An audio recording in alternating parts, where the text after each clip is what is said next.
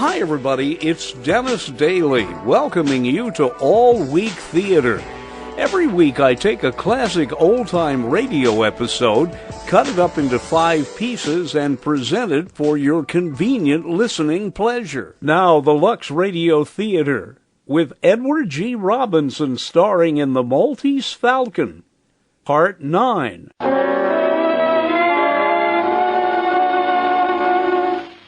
My secretary left an hour ago with the Falcon. She's going to be here in a few minutes. What about the money, Captain? In a few minutes. When she gets here. Good enough. Now, let's get the details straight.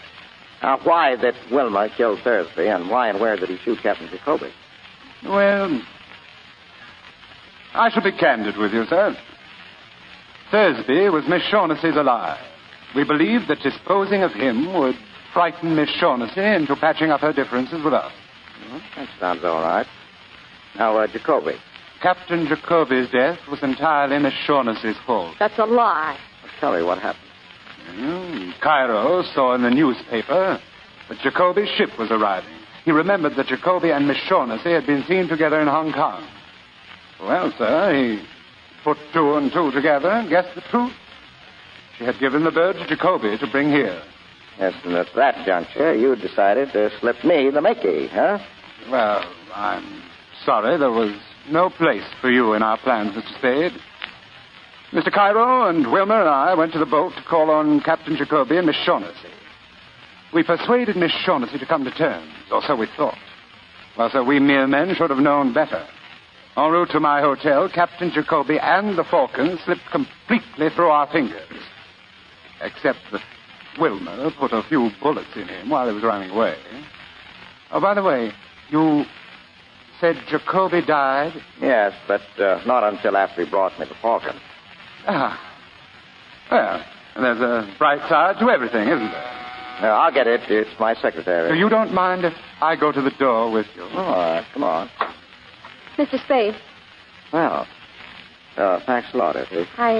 I wrapped it up again. Is there anything else? No, thanks. Bye, Effie. Goodbye, Mr. Spade. Let me have it, Mr. Spade. Easy. Let me see it quickly. Here, I guess the pleasure ought to be Mr. Gutman. 20 years. 20 years.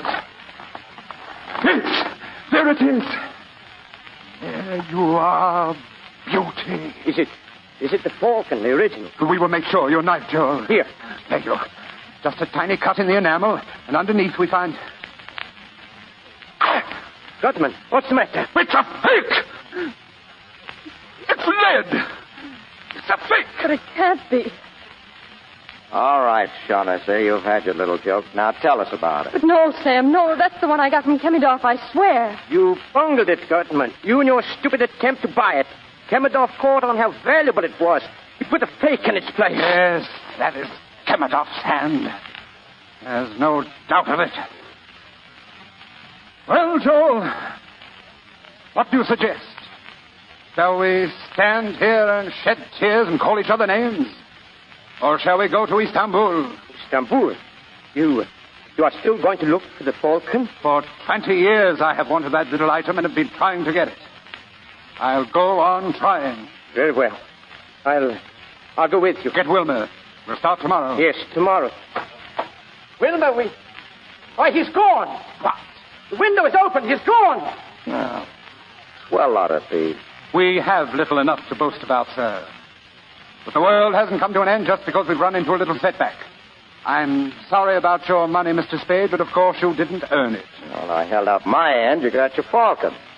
Your hard luck, not mine, that it wasn't what you wanted. My hat, Joe. Now, wait a minute. Mr. Spade, it will do you no good to argue. I haven't the money with me anyhow. Well, I had an idea that was it. Now, sir, we'll say goodbye to you.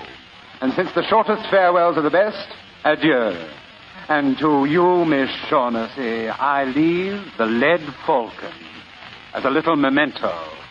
Adieu. Sam, what are you going to do?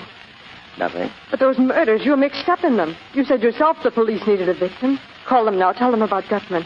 I don't have to call them. Gutman will be nailed before he goes a block. But when he's nailed, he'll talk about you. Now, we're sitting on dynamite, and we've only got a couple of minutes to get all set with the cops. Now, give me all of it fast. Talk. Well, where shall I begin? Well, the day you first came to my office, why did you want Thursby shadowed? I told you, Sam. I suspected him of betraying me, and I wanted to find out. Now, that's a lie. You had Thursby hooked, and you knew it. You wanted to get him out of the way before Jacoby came with a bird. Isn't that so? Yes. What was your scheme? Well, I thought that if he saw someone following him, he might be frightened into going away. Well, then you must have told Thursby that Archie was following him. Yes, I told him. But please believe me, Sam. I wouldn't have told him if I'd thought Thursby would kill him. Well, if you thought he wouldn't kill Archie, you were right, Angel. Didn't? No. Archie had been a cop too long to be caught like that up a blind alley with his gun tucked away in his hip and his overcoat buttoned. But he would have gone up there with you, Angel. He was just dumb enough for that. Sam. And then you could have stood as close to him as you liked in the dark and put a hole through him with a gun you'd gotten from Thursby that night. Don't talk to me like that, Sam. You know I didn't. Oh, shut up. This isn't the spot for the schoolgirl act. Why did you shoot him? Oh, I didn't mean to at first. I didn't really, but when I saw that Thursby couldn't be frightened, Oh, Sam, darling. Go on. When you found that Thursby didn't mean to tackle Archie, you borrowed the gun and did it yourself, right?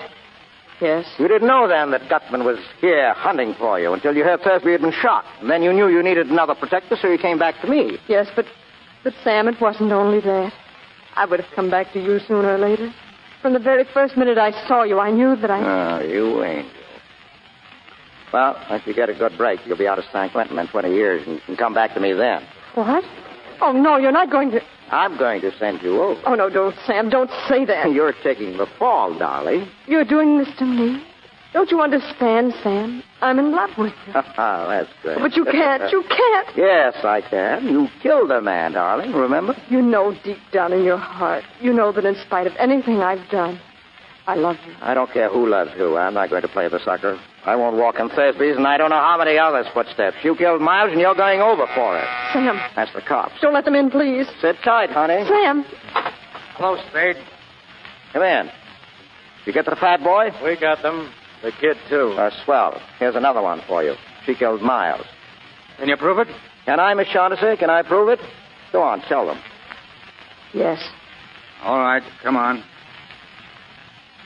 So long, Miss Shaughnessy. This doesn't mean anything to you, does it? Maybe. But you're going anyway. The chances are you'll get off for 20 years. If you do, I'll wait for you. And if they hang you, Angel, I'll always remember you.